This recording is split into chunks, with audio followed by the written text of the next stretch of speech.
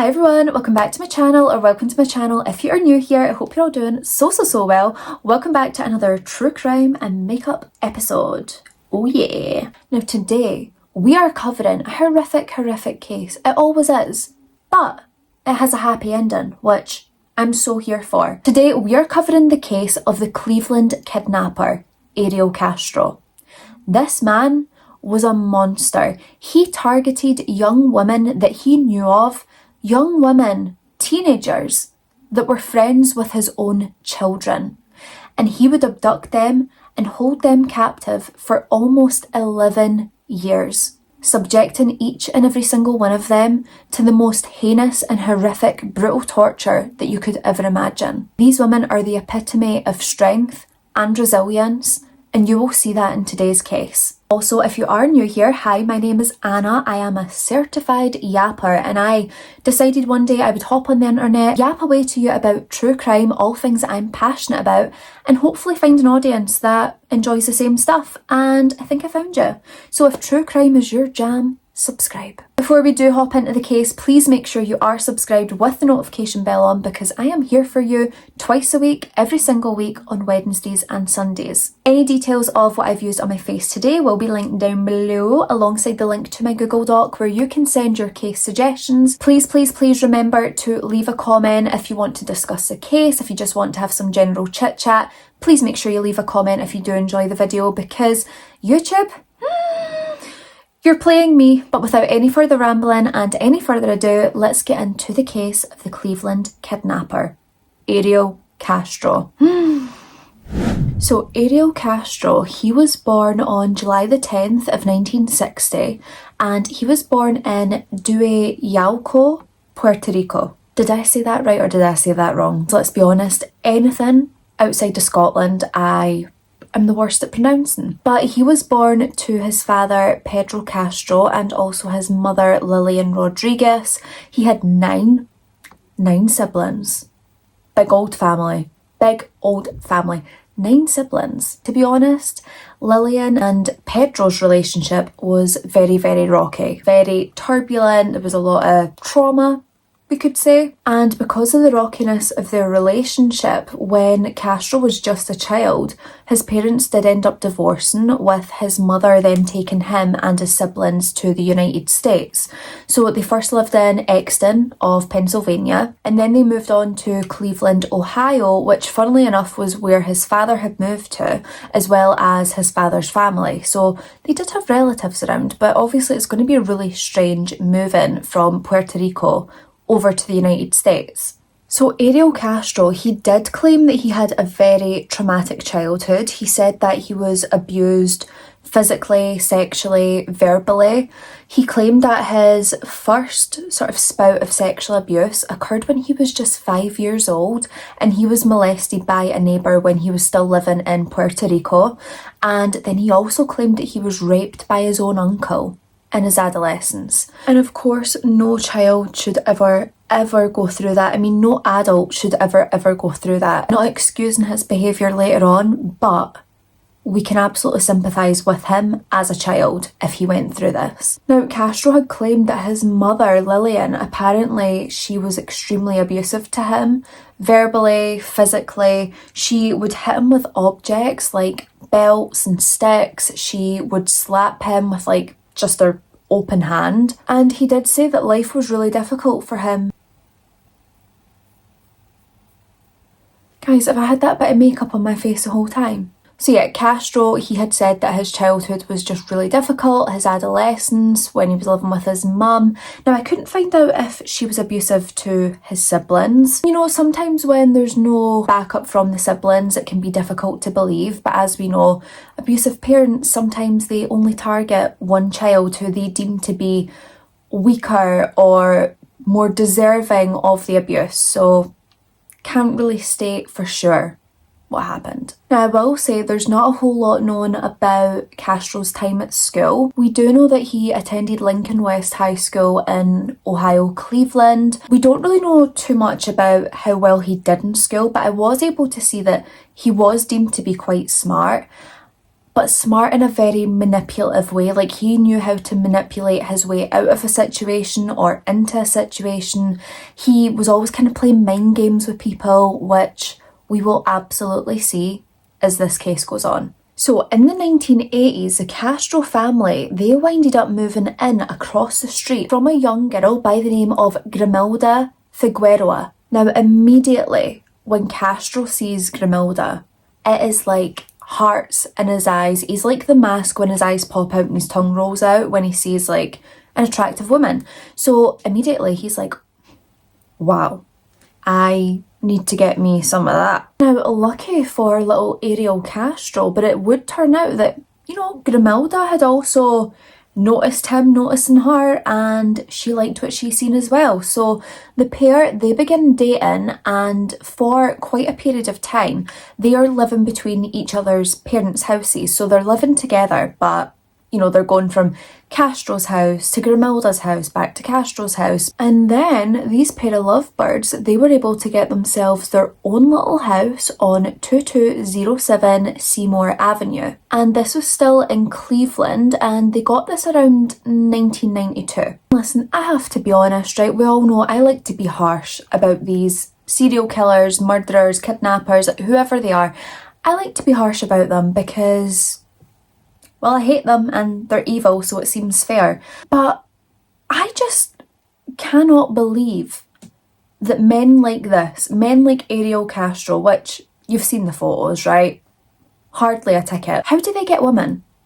Now, do they have that like charm that, you know, apparently like Ted Bundy had, where he was able to attract women despite looking facially like an absolute rat? I don't know.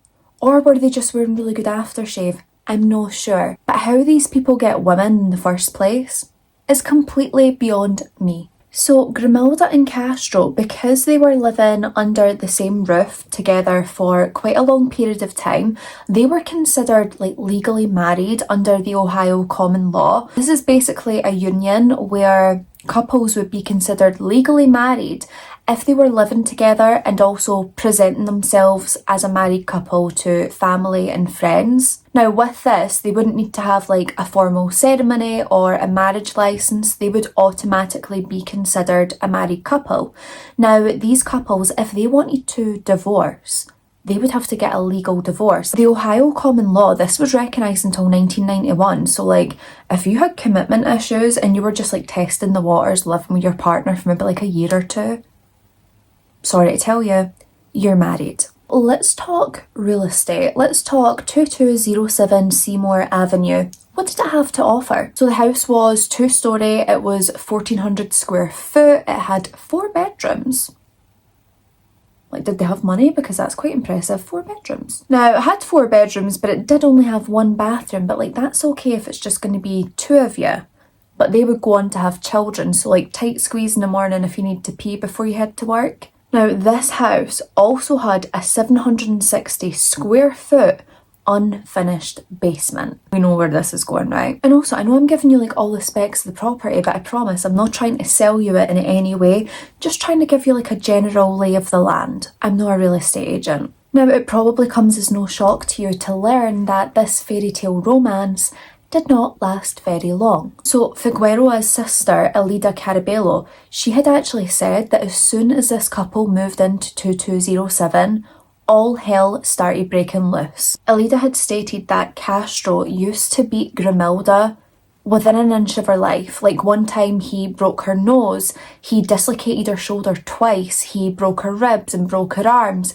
One time he bit her so badly that she wound up with a blood clot on her brain, which resulted in an inoperable tumour. Then on another occasion, Castro had thrown Grimilda down like a set of stairs, like quite a big flight, and she ended up cracking her skull open. He abused her profusely. Then in 1993, Ariel Castro, he would be arrested for domestic violence, but he wouldn't be indicted by a grand jury.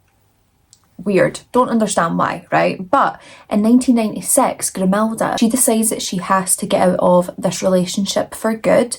So she leaves the family home with her 4 children and the police, they assist her out of the home. As soon as she had left, she secured full custody of all 4 of the children, and Ariel Castro, he was detained, but no charges were pressed. How? This woman literally has an inoperable tumour on her brain, and that's not enough for you to press charges? Now, despite leaving the home and moving away and getting custody of the 4 children, Grimalda would still very much be in Castro's firing line. He was not giving up without a fight, and he was stalking Grimalda. He was harassing her, threatening her life, attacking her like out of nowhere, just jumping out and brutally beating her. And on several occasions, he even abducted their daughters. Then in 2005, Grimalda, she would file charges against Castro for the several injuries that she had obtained from him after their separation, and also for the abduction of their daughters. Now, the court, they granted her a temporary restraining order, and this restraining order would be dismissed just a couple of months later. So like, what was the point in the first place? Because you're going to let her fend for herself just a couple of months later anyway and try and protect her children while she's at it. Make it make sense. Now, remember how I was saying that Castro had bet Grimalda so badly at one point that she wound up with this inoperable tumour? In 2012, she would actually pass away from complications of this inoperable tumour. So he did kill her, and I'm sorry, but at that point, should he not have been convicted with murder? I'd say so. That's it. Cuff him, fry him. Now, Castro, he had worked as a bus driver for the Cleveland Met School District, and he would eventually be fired in 2012 for a lot of bad judgment. Bad judgment, right? This is how they worded it, and I think it goes further than bad judgment, but we'll get into it. Now, I'll be honest, when I heard this whole being fired for bad judgment, I was like, well, like, what kind of bad judgment can you have when you're a bus driver? Like, was it running a red light? Was it pulling out too late? That's what she said. Or was it driving too fast? Like, I had all these questions and no enough answers, so I really delved into his bad judgment, and I was shook. So Castro, he had been making illegal U-turns whilst he had toddlers and infants on board. At one point, he left a child on the bus alone so he could go have lunch at a Wendy's. Yeah. And then, this one, he left a child alone on the bus. He then went home, took a nap, and then came back. The child was locked on the bus by themselves. This man has the absolute audacity to leave a child on a bus to go for lunch at a Wendy's and not even bring them back a snack. I have to say though, the one that did make me laugh out all of this like bad judgment was he actually used to use the bus to go grocery shopping. Could you imagine like this guy just pulling up in a bus to do his big shop? Alright. Like his boss would literally be like, you know, Castro, why didn't you meet your schedule again today? And Castro's like, well, it's Thursday, it's big shop day, I had to go to Tesco. Now, people who knew Castro, or if you asked someone what they had heard about Ariel Castro, they did not have a good thing to say about this man. Like, this man was just known for being a complete asswipe. People who knew him said that he was incredibly narcissistic. Like, everything was about him. He felt like he was the most important person in the room at all times. He had like this god complex where he just thought he was incredible. And I'm sorry, but with that frazzled hair, absolutely not. You look like you've been electrocuted. Now, another thing that came up a lot when people were asked about Ariel Castro is he was a man who lacked empathy. He had no empathy, he didn't have any remorse, he never regretted how he treated his wife or his children. And of course, as we will see, this lack of empathy, lack of remorse, narcissistic tendencies is something that would continue throughout the duration of his life. He also lacked responsibility, like he would never allow himself to be held accountable for the crappy things that he did. Anytime he did something wrong, it was always someone else's fault. He's like, no, I'm sorry, that was Patricia. And as you can tell, throughout Castro's whole life, right, maybe take out his childhood and adolescence, although we don't know for sure, I would go as far to say was probably like this back then. He was just a horrific, abusive man. Point blank, period, right? He was awful. And this is something that just escalated through every year of his life. He just got worse and worse and worse. His crimes just escalated over time. I mean, he was responsible for his first wife's death. Tells me everything that I need to know. With these escalations, this would bring us to the abductions of 3 young women. Now, I just want to confirm these 3 women, they were abducted on separate years, like separate dates, etc. But I am going to go through their abductions first of all, and then we can come back to their treatment whilst they were in his captivity. So first of all, we're going to talk about Michelle Knight. So Michelle Knight, she was born on April the 23rd of 1981. Now, it is detailed that Michelle had quite a rough childhood. Actually, a really, really rough childhood. It wasn't the best start in life for her. Michelle was severely bullied throughout the entirety of her time in school, particularly in high school, and she wound up dropping out and then falling pregnant with her son Joey, and she would eventually give birth to Joey when she was 18 years old. Now, devastatingly, Michelle would lose custody of her son Joey, and this just took an awful toll on her, of course it would, and she vowed that she would get her son back into her custody no matter what it took. Now, as if going through all of this wasn't bad enough, Michelle also experienced homelessness. She was sexually abused by a male relative. Now, I have to say that Michelle, she went through all of these horrible, difficult times, but she always exhibited strength and resilience. And when she was abducted by Ariel Castro, this would be no different. This woman has strength beyond belief. So on August the 23rd of 2002, Michelle, she was on her way to a custody hearing for her son. She was hoping with this hearing that she would be able to get her son back in her custody. Now, the building that this custody hearing / appointment was in, Michelle was having a lot of trouble finding it, and of course she doesn't want to be late to something that's so important. Michelle, she is asking people on the street if they could, point her in the right direction, if they could show her where she's meant to be going, but ultimately no one was really being that helpful. And that is when she would see Ariel Castro. So Michelle, she approaches Castro, she explains where it is that she's trying to go and if he could, give her directions to the building. So Castro explains to her where this building is, and then he's like, oh, do you know what though? Like, it is quite a bit away, so if you walk, you might actually be late, which of course is stressing Michelle out because this is like the most important day of her life, to be honest. She's hoping to get her son back in her custody. So Castro can see that Michelle's freaking out, and this is where he knows he can take advantage of her. So Castro says to Michelle, you know what, I don't want you being late. This is obviously really important to you, so why don't I give you a lift to the building, make sure you make it on time. Now Michelle at this point, she's completely desperate, like she wants to be there on time, she wants to make a good impression to the court. And not only this, but Michelle recognised Castro as the father of someone that she knew.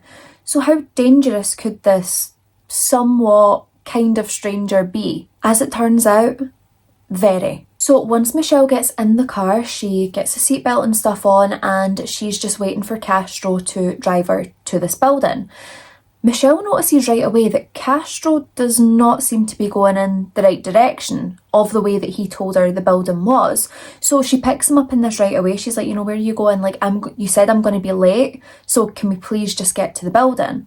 Now Castro tells her because they're driving, like that's bought her some time. So he says that he's heading back to his house because he has a puppy that she could give to her son once she regains custody and be mother of the year. So Michelle's kind of thinking I'm not that bothered about getting this new puppy, I just want to get my son, but I suppose you're doing me a favour, so okay, yep, that's fine. Go back to yours, get this puppy, and then, get me to the building. As Michelle's on her way back to Castro's house, she notices that her passenger side door doesn't have a door handle. Why could this be? Alarm bells are going off. But ultimately Michelle is thinking, I know who this guy is. He's not going to do anything bad. Just stay calm. It could just be a coincidence that his door handle is missing. So Castro and Michelle, they arrive at Castro's house, and Castro sort of like points her in the direction of where these puppies are.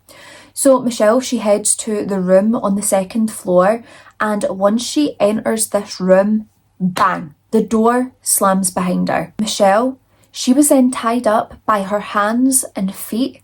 She was hoisted up onto this beam thing to restrain her, and she would be left in that room for 3 days all by herself without any food or any water. But this, for Michelle, would only be the beginning of over a decade in captivity. Now, what's really devastating about Michelle's case is the fact that no one really seemed to care that she was missing, apart from her family, and in particular her mother, Barbara Knight.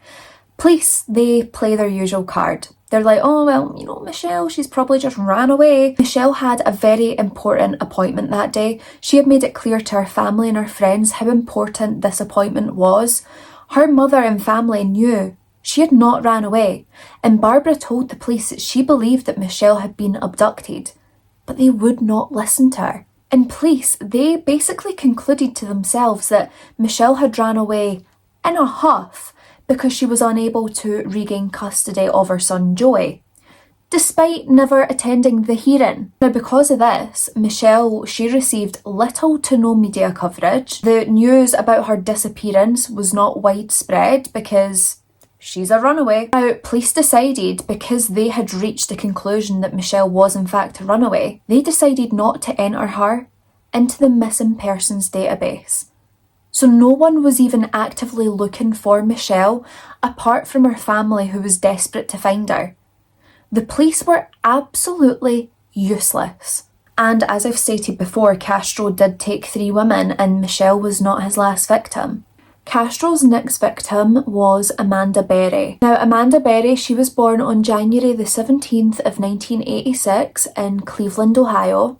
Amanda was incredibly smart, she was bright, she was funny, she was just loved and adored by anyone who met her, and she had really big dreams of becoming a singer. And Amanda, she was a really hard worker, and she really showed that she had what it took to really fight for her dreams. She even had herself a job at the age of 16 years old. So Amanda Berry, she was extremely close with her family, and especially her mother, Luana Miller, which is a bit like Michelle Knight. Michelle Knight was really close with her mother as well. Amanda's mother truly believed that Amanda could do anything she wanted to, and she fully supported her dreams of becoming a singer. Now, it was on April the 21st of 2003, just one day before her 17th birthday, that Amanda would disappear. Now, Amanda's big sister, she was the last person to hear from Amanda. So Amanda had called her big sister that very day and said that she was getting a lift home from someone that she knew from her job at Burger King, so she should be home quicker than normal. Now, devastatingly, Amanda, she'd never confirmed who it was that was giving her a lift, just that it was someone that she knew.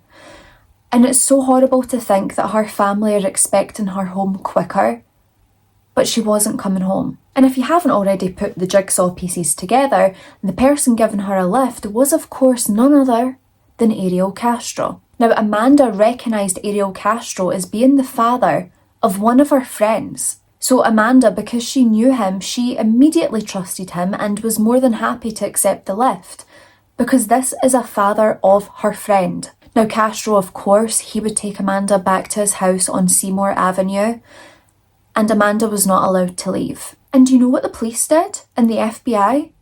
They immediately marked her as a runaway. Of course they did. Of course. This was despite the pleas from her family, her friends, everyone who knew her. They believed that Amanda had in fact been abducted. And thank God, the FBI, they were proved wrong the very next week when Amanda's mother got a phone call from Amanda's cell phone, and the person on this phone call said to Luana Miller, "I have Amanda. She's fine. She will be home in a couple of days." And it took this phone call for the FBI to be like, maybe she's missing. And what is just so horrible as well is this phone call gave Amanda's family hope that whoever had her, maybe they would let her go in a couple of days. When in fact this was a big fat lie, because Amanda, she would be held in captivity for a decade. Now, Castro's third victim was Gina DeJesus. Now, Georgina, she was born on February the 13th of 1990. Now, I will say she's better known as Gina. She goes by Gina, so we are going to call her Gina. She was incredibly bright, bubbly. She showed a ton of promise for her future. Like, she was going to go on and do big things. Her family and friends just knew it. Even her teachers knew this. Like, she had big aspirations and everyone in her life believed that she could do anything that she put her mind to. Now, it would be on April the 2nd of 2004 when Gina would be abducted. So Gina was last seen at a payphone around 3 p.m.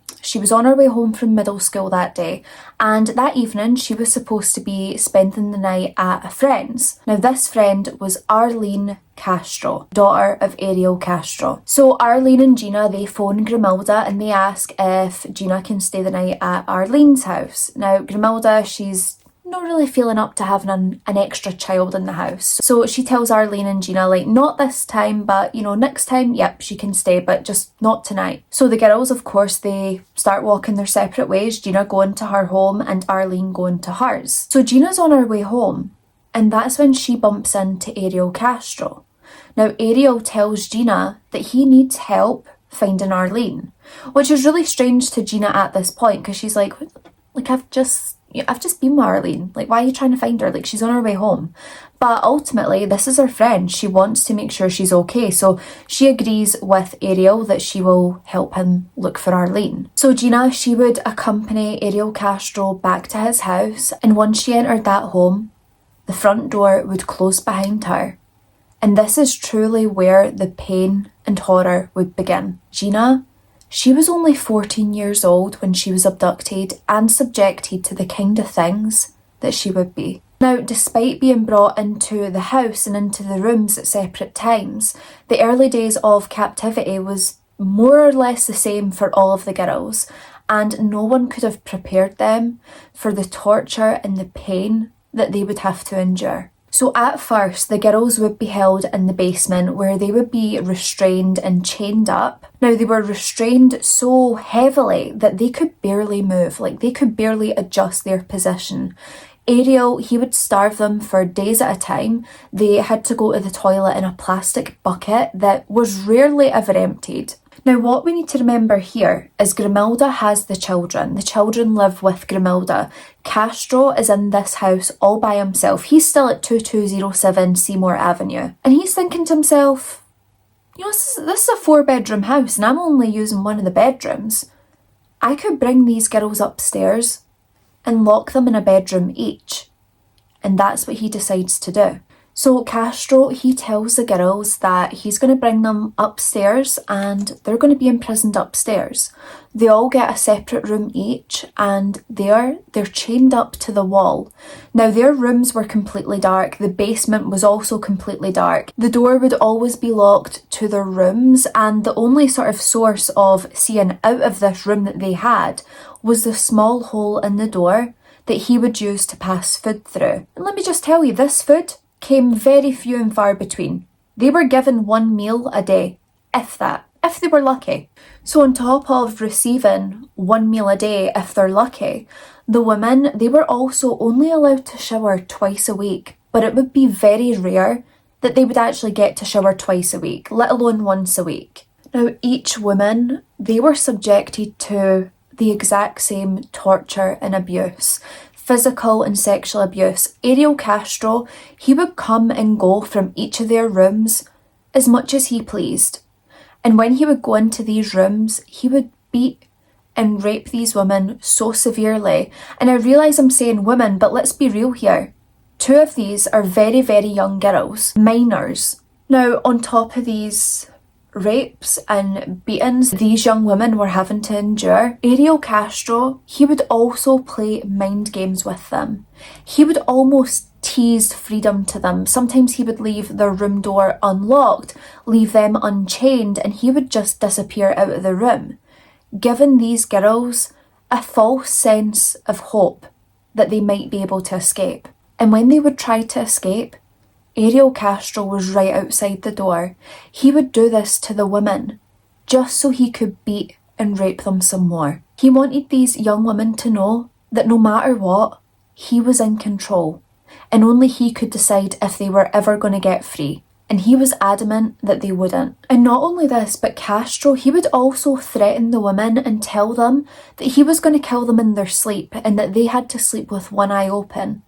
This would result in these young women not sleeping for days on end because they were terrified that he was going to come into their room at night and murder them in their sleep. Again, it's these mind games that he was playing, like he was such a sadist. He got off on watching them in emotional and physical pain. And you know what? All of this is absolutely evil and disgusting, but do you know what I found really sad?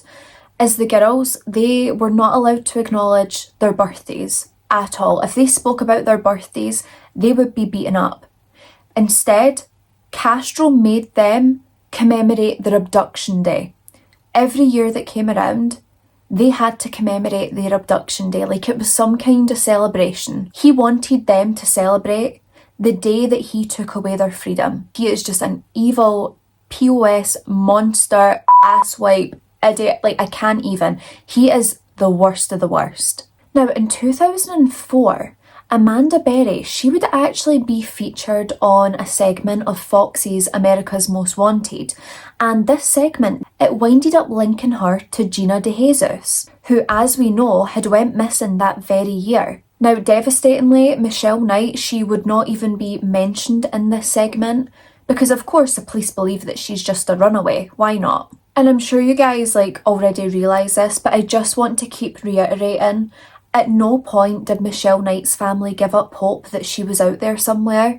But no matter what they said to the police, no matter what kind of evidence they tried to present to them, the police and the FBI, they just wouldn't listen to them.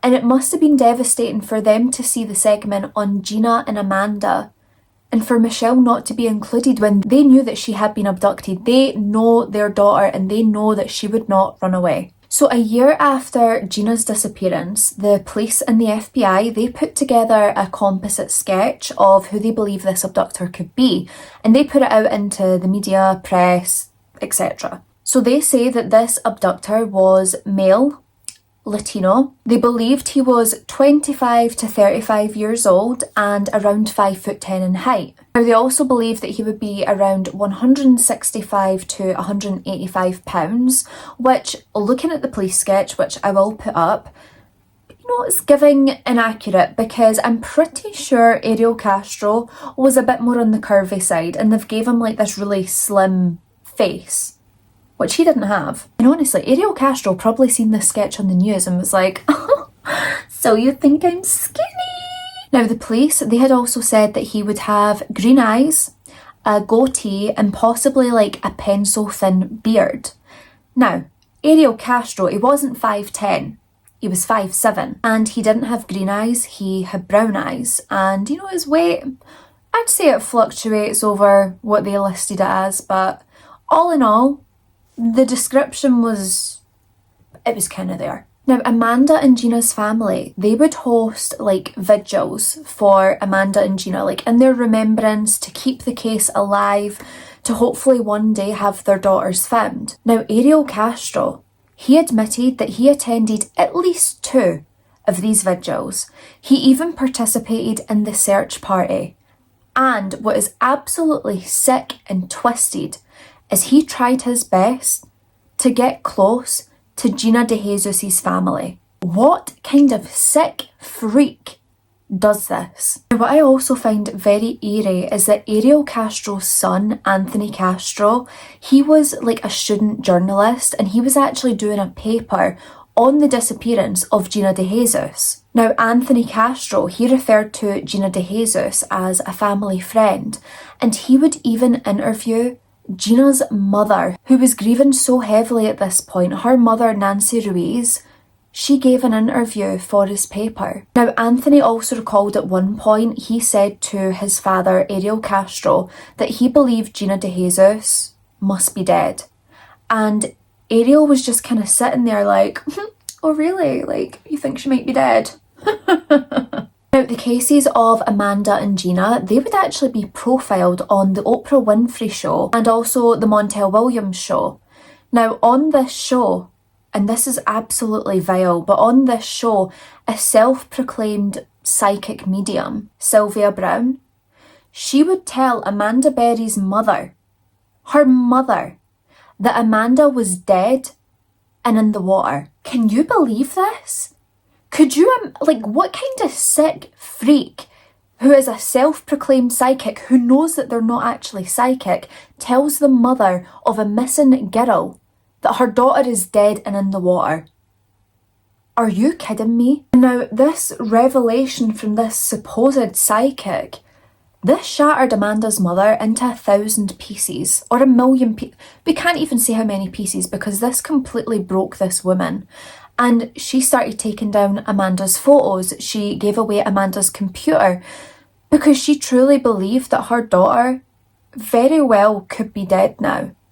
And she had spent so long looking for answers, searching for answers, that when she finally got some kind of answer, she held on to that and she believed that her daughter could very well be dead. I'm going to try and say this bit and hold my composure, because when I read this, it really got to me. So, Amanda Berry's mother, she would pass away in 2006 from heart failure. Some people claim it was like a broken heart. And she died believing that her daughter was dead. And Amanda is held in captivity, thinking about getting home to her mother. And her mother dies believing that her daughter's dead. It's just horrible. This psychic, I hope she faced severe consequences, because how dare you take away a mother's hope when you have no idea. I'm so complete sicko who just wanted to be in the limelight, using someone's grief, a family's grief of their missing daughter, to push herself into the limelight. Of course, people, after such a long period of time, they're starting to lose a bit of hope that these women will return home safely. Years are passing by for these women who are locked behind these doors, who haven't seen sunlight in years, and they're enduring this horrific and horrifying sexual and physical torture. They're having to watch life continue as normal for people on the outside, whilst they're held captive, being tortured by this complete monster. Ariel Castro made them watch the wedding of William and Kate, the royal wedding. They were made to watch that, watching all these people celebrating, having a good day, celebrating the new prince and princess, and they are in the worst position ever. And you know what? It's so sickening, the fact that the FBI and the police could not give these women the airtime that they deserved, especially Michelle Knight, who basically got no airtime, let's be honest. And yet there was a televised segment for the royal wedding. Now, what we need to remember about these women, these young women who are held captive by this maniac, is they're smart. Each and every single one of them are described as being smart and bright and having big futures ahead of them. So over time, they start to learn the ways of the house. They start to learn how Ariel Castro operates. They very quickly realise that he was a sadist that got off on their physical and emotional pain. So these young women, they start to find a way to mask that pain, to not give him that pleasure that he so desperately craves. And they learned how to hide their inner feelings, how to hide that inner torment that they were experiencing. These young women, they were able to keep this horrific turmoil that they were feeling and facing deep inside, up until something changed. Now, as you can probably imagine, the countless rapes that these young women were subjected to over the course of years, this could result in pregnancy. And it did. And Amanda Berry, she would fall pregnant with Castro's child. Now, Castro, he made it very clear to these women that he did not want to have a baby with any of them. Maybe stop raping them, you sick asshole. That might help. Like, when these women are falling pregnant, he's acting shocked. Like, oh my, how did that happen? Be so for real, you know? Although he didn't want a child, when Amanda Berry fell pregnant, he decided, you know what, yeah, let's keep this child. I want you to take this pregnancy to term, and if you lose this baby, I'll kill you. Now, when it was time for Amanda Berry to give birth to their child, Castro forced Michelle Knight, because she was already a mother to her son Joey, he forced her to assist in the delivery of the baby. Now, Castro told Michelle, if this baby is born and it's dead, I will murder you. This is on you to deliver this baby safely. And then it goes from not just only murdering Michelle, he said that he would murder all 3 women if Michelle failed. Bearing in mind Amanda Berry has been abused all throughout her pregnancy, she was still facing beatings, and yet this all came down to Michelle. Now Amanda, she was forced to give birth in a child's paddling pool. Now the reason for this is Castro was like, well, I don't want all that stuff on the floor. I want to keep my house clean and tidy. I don't want it to be a mess with all of that. Says the man who has plastic buckets overflowing with feces and urine because he's too lazy to empty them. Like, okay mate, I believe that you care about the cleanliness of your house. Absolute freak. So Michelle, she is assisting on this birth. She is doing absolutely everything she possibly can to make sure this baby survives. Now when the baby's born, everything seems to be okay, when suddenly the baby girl stops breathing. Now Michelle, she looks up in horror at Amanda, she looks up at Castro, who is absolutely infuriated, and she quickly starts performing CPR on this baby girl, and miraculously, this little girl would survive. Michelle was able to resuscitate this little baby. Now this baby girl, she would be called Jocelyn, and as she grew up, she was forced to call Castro dad and daddy and father and whatever else. And Castro, I mean, he really put on a show trying to play the doting father. He would take baby Jocelyn to his mother to go and visit, and he would say, oh, this is my daughter, she was born from a previous relationship that I was in. This is my day to take her. Look at her, so beautiful. He would even show his own children photos of baby Jocelyn and claim the very same, that she was born from a previous relationship. Now listen, all of these women, they were treated horrifically. But Michelle Knight, she seemed to get the brunt of it all. She always seemed to get the worst. And this is because she was very rebellious against Castro. She had no desire to listen to a word this man said. She also wouldn't call him by his name. She would refer to him as dude. Like, just ways to humiliate him, and he hated this. She would talk back to him. She would fight him off. Like, all these things that Castro felt made him look a bit weak.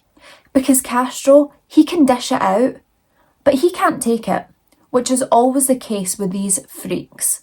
Now Castro, he would punish Michelle anytime she acted out. So he would beat her profusely. He would take her to the basement and hoist her up on that support beam by her hands and just leave her there. He would also withhold food from her, starving her for days on end. And he would also beat and rape Michelle repeatedly, sometimes one after the other. Now Michelle, devastatingly, she would become pregnant by Castro at least 5 times. And each time, this sick freak would beat her so severely to induce a miscarriage. And devastatingly, Michelle would miscarry each pregnancy. Now to induce these miscarriages, Castro, he would beat Michelle's stomach with weighted dumbbells. And if that wasn't enough, he would severely, brutally beat her stomach with his own fists, sometimes having her hanging from that support beam, whilst he continued to punch and berate her stomach. He slammed her against walls, he starved her, and she had actually been so severely beaten, even around her face and head, that she would lose hearing in one of her ears. And she was beaten so badly around her stomach that she suffered from permanent damage. Now at this point, Michelle and Gina, they are usually kept with each other, and Amanda Berry, she's kept in a separate room all by herself with her daughter Jocelyn. Now they were locked inside, they weren't allowed to interact with the other women. Amanda Berry, she would do her best to teach Jocelyn how to read and write, and every single weekday, she would take a walk around the room with Jocelyn, pretending to walk her to school before they studied her reading and writing, just to try and have some normalcy for this little girl.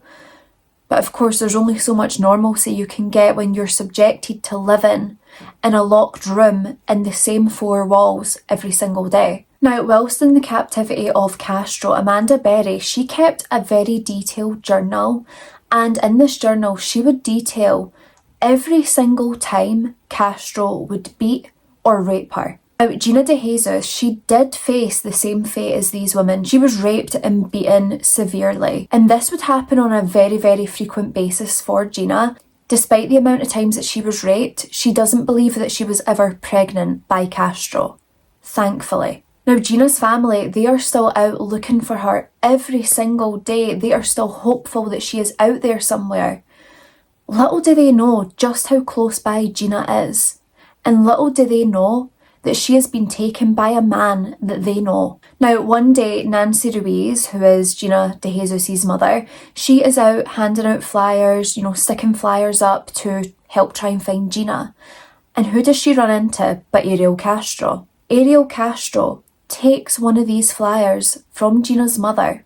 He then goes back to his house and he shoves the flyer in Gina's face. What these women faced on a daily basis for years and years and years on end is absolutely unfathomable, and the fact that they had the strength to endure and get through this is a miracle in itself. With every single passing year, these women, they thought imprisonment would never end.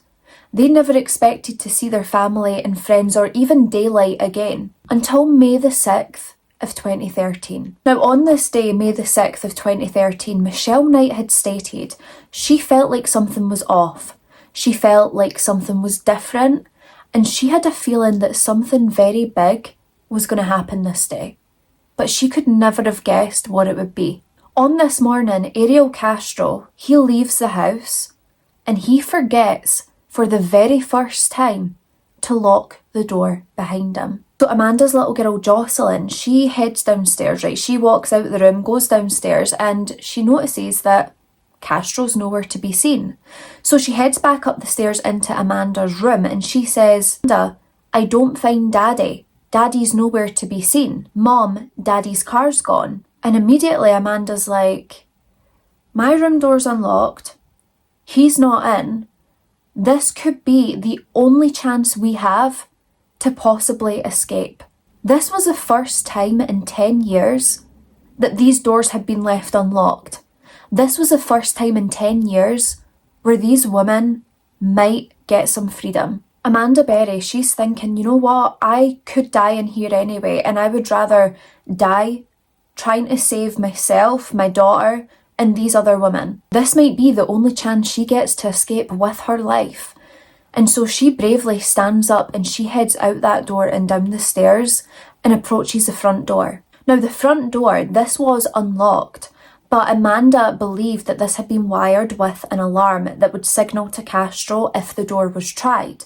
Now, the storm door on the outside, this was padlocked, but you could easily fit your hand through it. So at this point, Amanda's thinking, this must be a test. Castro is probably waiting somewhere in the house, or he's waiting outside on us to try this, and then he's going to beat and possibly kill us. However, when Amanda had seen one of Castro's neighbours, she just knew it was the moment. She needed to try. So Amanda, she opens the front door and she sticks her arm outside of the storm door through the padlock by the chain, and she's waving and she is begging and pleading and screaming for help. And Amanda is screaming, she's like, somebody please, somebody help me. I'm Amanda Berry, please help me. A man by the name of Charles Ramsey, who was a neighbour in the area, he immediately ran over. He helped Amanda break down this door, and he called 911. Now, the phone was then passed to Amanda Berry, and she says to the police, I'm Amanda Berry, I've been kidnapped for 10 years and I'm free now. She begged the police to hurry, and she also made them aware of the other women who were still locked up in their bedrooms. She told the police that they had to be quick and that these women were in desperate need of help. Now, Michelle, she wasn't entirely sure of what's going on, right? But she's hearing all this banging and she's thinking to herself, Amanda's been caught. Castro's come back and Amanda is now being severely punished for trying to escape. However, just minutes later, the police, they break down the door that Michelle is being held in, They storm into the room and Michelle just falls into their arms crying. She cannot believe she's been saved. Now the police, they also go into Gina's room and they get her free as well. And these young women, they walk outside together, and for the first time in over a decade, they see sunlight. They feel the heat from the sun on their skin, something that seems so small to us but was so huge to them that they never thought they'd experience again. And that very day that those women earned their freedom, Ariel Castro would lose his. He was sitting in a McDonald's parking lot that morning when he would be swarmed by multiple police cars. And the police, they immediately arrested him. Then on May the 8th, he would be charged with 4 counts of kidnapping and 3 counts of rape. Each of these convictions would carry a sentence of 10 to life. On May the 9th, Castro would attend court and his bail was set at $2 million per each kidnapping charge, so accumulating to $8 million. Why they even set a bail, I don't know, because there should have been no option for bail, but it was unattainable for him, so it's fine. Now the prosecution, they were very eager to seek the death penalty. My kind of people. Now additional charges would be brought against Castro, and these included aggravated murder, which was for the induced miscarriages, attempted murder, assault, a charge for each instance of rape, which they were able to conclude with Amanda Berry's journal, and also a kidnapping charge for each single day that passed that these women were held in captivity. 10 years. Now, a true bill of indictment against Castro would be returned on June the 7th, and this contained 329 separate counts. Now, on June the 12th, Castro entered a plea of not guilty. And do you know what he said? He said that he was as much of a victim as these women were, and he was a victim of his own sex addiction, which caused him to hold these women captive, but he was a prisoner of his own mind. What? Then, Castro, he tries to claim these crimes aren't even as bad as what they sound. These women, they're hamming it up for attention. Like they're not bad. The sex encounters that we had, they were all consensual, and actually a lot of the time, I was having to push the women off because they wanted sex with me all the time. How deluded is this frizzy, electrocuted hair man? Delulu. So on July the 17th, Castro, he would plead not guilty to the expanded indictment, which had 977 charges. However, he was made aware that if he was found guilty of all these charges and he had pled not guilty, he would face a lethal injection. And cowardly Castro did not want this. So instead, as part of a plea bargain, on July the 26th, Castro pled guilty to 937 of the 977 counts. He was given consecutive sentences of life in prison plus 1,000 years. With the plea bargain, he also forfeited his right to appeal. He also forfeited his right to any of his possessions. So his house, for instance, prosecution claimed that would be getting demolished, and he just had to be like, okay. When police raided Castro's house, they had actually found an exit plan, which basically was him saying that he was going to commit suicide if he was caught because he couldn't face time in jail. He wouldn't survive in jail. Now, on September the 3rd of 2013, at the Correctional Reception Centre in Orion, Ohio, cowardly Castro would be found hanging in his cell by bedsheets, just 1 month into his life sentence. He was that much of a coward that he couldn't even hack 1 month in prison without taking his life. What a coward. Like, you're telling me that you abuse, torture and rape women for almost 11 years and you can't face prison time when your conditions in your cell are going to be far better than the conditions that you subjected those women to, but you can't even face that? Strap on a pair. Now, Castro, he was 53 at the time of his death.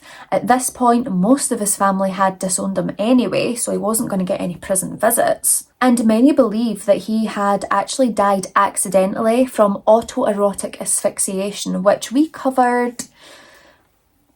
I want to say it was possibly Gerard Schaefer, or was it Fred West who was into all of that?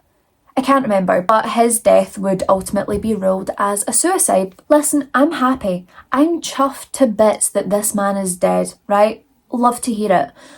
But my God, I wish he had suffered, because what he'd done to these women, and what he might have done to even more women over time, he should have suffered the worst kind of torture that you can put on anyone. And he got off so easily for what he'd done to these women. Now, I will say the three of these young women, they went on to live their lives. Michelle Knight, she had wrote a memoir of her time, which you can actually buy and read. Gina and Amanda, they had co-written a memoir. These women who are absolute heroes and exhibit strength like we cannot even believe. To endure what they did for 10, almost 11 years and come out the other end, be good people, do great things, build their families. These women are incredible. And I send so much love and prayer to them and their families. And I just hope that they were able to rebuild these relationships that they had with their families before they were horrifically abducted and tortured by this evil man. But my loves, that is the end of another true crime and makeup episode. And I have to say, it was really nice to have a happy ending. I know they've endured the worst possible torture and brutality that we could imagine, but ultimately, these women came out with their lives and they are doing great things, and we love to hear it. And I'm so glad that it did have a happy ending. Before we go, please don't forget to leave a comment down below. Let me know your thoughts, feelings and opinion on this case. If you do enjoy my content, please don't forget to subscribe, put the notification bell on so you don't miss when I upload, which is every single Wednesday and Sunday. If you're interested in anything that I've used on my face today, it will all be linked in the description and down below. If you do want to reach out in the meantime, I would suggest going over to my Instagram, giving that a wee follow, maybe my TikTok as well. And you can always send me a DM. I chat to you quite a lot in my DMs and I love it. So I'd love to have you over there. As always, thank you so much for all of the love and support that you provide on this channel, and to me, it means the entire world to me, and I am so bloody lucky that I have people like you, and I genuinely love and adore each and every single one of you so much. But that is it for today, my loves. Please remember, be a good person, do not be a bad person, stay safe, look after each other, and I will see you in the next one. Bye!